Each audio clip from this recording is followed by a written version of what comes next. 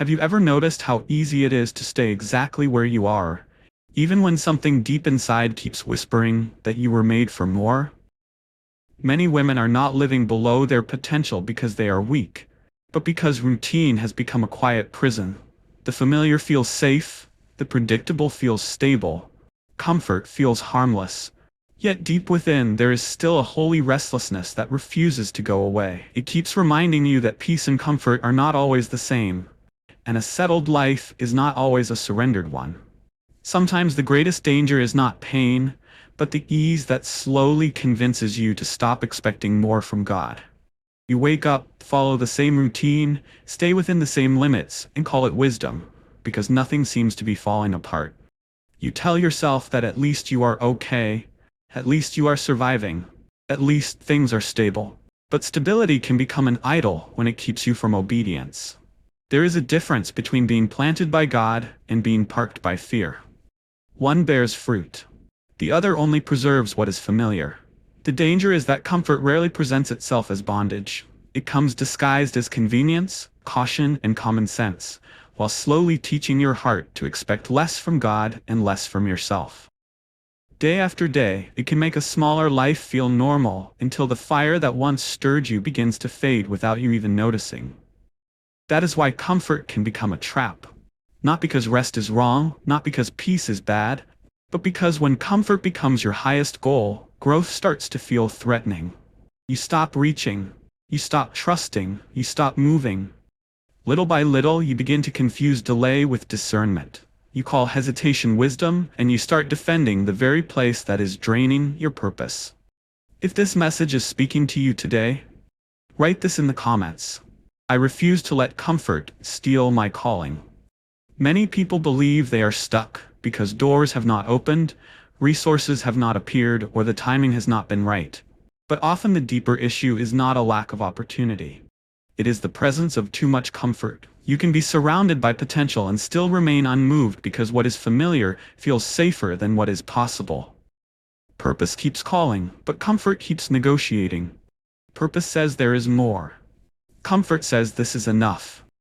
That quiet battle between those two voices has delayed countless destinies.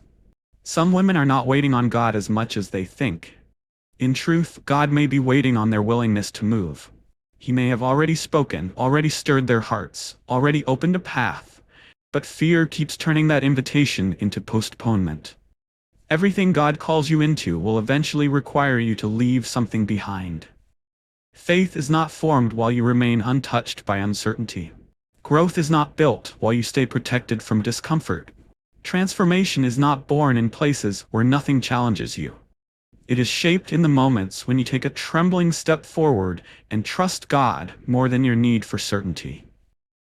That is where spiritual maturity begins to rise, and where new strength starts to awaken. Hebrews 11 verse 8 says that by faith Abraham obeyed when he was called to go to a place he would later receive as his inheritance, even though he did not know where he was going. Imagine that. God did not hand Abraham a full explanation. He gave him a call. Abraham had to leave the known for the unknown, the familiar for the promised, the comfortable for what God had ordained. He moved not because the path was easy, but because the voice of God mattered more than the safety of staying. That is the kind of faith many people admire, but hesitate to live out. If you are ready to stop demanding full clarity before obedience, comment, I will move by faith.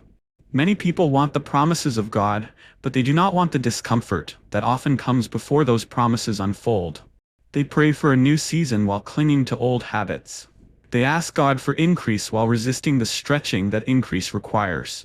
They want change without sacrifice, results without discipline, and breakthrough without surrender. But every new level will require you to release something that once felt secure, and every answered prayer will eventually require a bolder yes. Comfort becomes truly dangerous when it teaches you to settle. It whispers that enough is enough, that now is not the time, that maybe you should not risk too much, hope too much, or expect too much. Over time, that mindset hardens into complacency. Proverbs 1:32 warns that complacency destroys. Not instantly, not dramatically, but slowly. It deadens hunger. It dulls conviction. It turns a woman who was once stirred by purpose into someone who simply manages her days. The tragedy is not always open rebellion against God. Sometimes it is quiet agreement with a life that is smaller than the one God intended for you. It is the silent choice to preserve comfort while losing momentum, vision, and spiritual hunger. There are women listening right now who feel this message deeply. You already know there is more in you. More strength, more wisdom, more courage, more purpose. Yet something keeps pulling you back into familiar routines, familiar environments, and familiar excuses. You are not empty.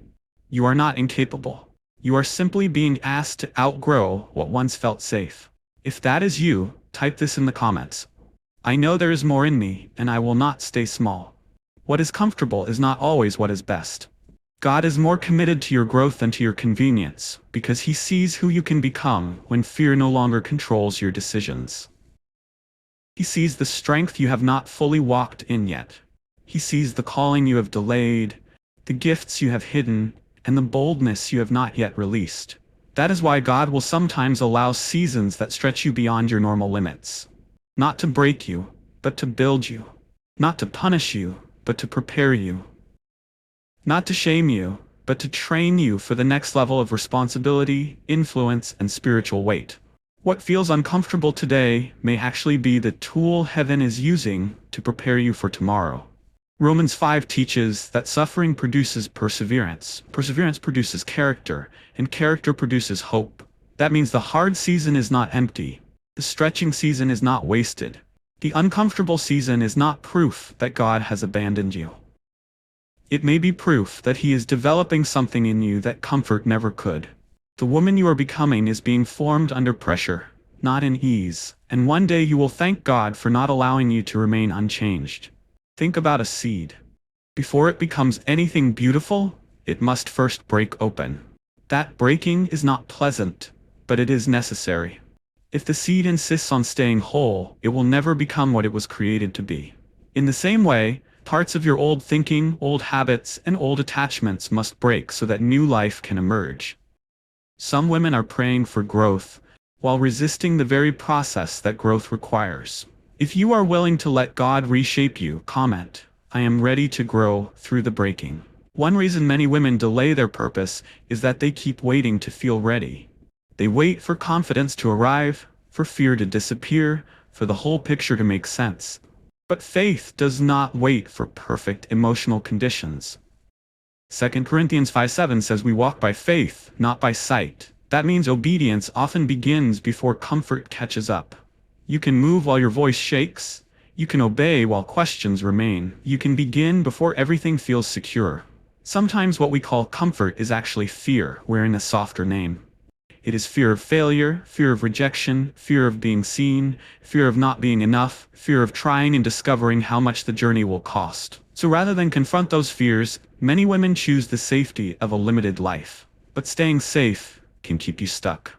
God has not given you a spirit of fear, but of power, love, and a sound mind. Anything that keeps you small when God is calling you higher must be challenged. Anything that keeps you silent when God is telling you to move must be confronted with truth, prayer, and courage. Fear may sound protective, but if it keeps you from obedience, it is no longer protecting you. It is imprisoning you. Joshua 1:9 says to be strong and courageous, not afraid or discouraged, because the Lord your God will be with you wherever you go. Notice that God does not promise comfort first. He promises His presence. That changes everything. You do not need a risk-free future to obey. You need confidence that God goes before you. If you are choosing courage over hesitation today, write this in the comments. God is with me, so I will move, even if I feel afraid. So if you have been feeling stuck, delayed, hesitant, or strangely restless, maybe this is not confusion at all. Maybe it is conviction. Maybe the discomfort you feel is heaven's way of waking you up. Your comfort zone may feel safe, but it cannot carry you into your calling. Your next chapter is waiting on the other side of obedience. The future God is inviting you into will not be entered by accident. It will be entered through decision, surrender, and movement. Even a small step matters when it is taken in faith. One honest yes to God can begin a completely different season of your life. And that season can change more than your own story. It can bless your family, strengthen your testimony, and become the answer to prayers you've been praying for far longer than you realize. Today is your reminder that comfort is not your destination. Growth is. Purpose is. Calling is. Obedience is. The life God prepared for you will not be found by shrinking back into what feels easiest. It will be found when you trust Him enough to step forward, even while your heart is still learning courage. So take the step. Leave the delay behind. Break agreement with fear. Choose growth over comfort, and let this be the day a new chapter truly begins. Let this be the day you stop admiring bold faith in others and begin living it yourself.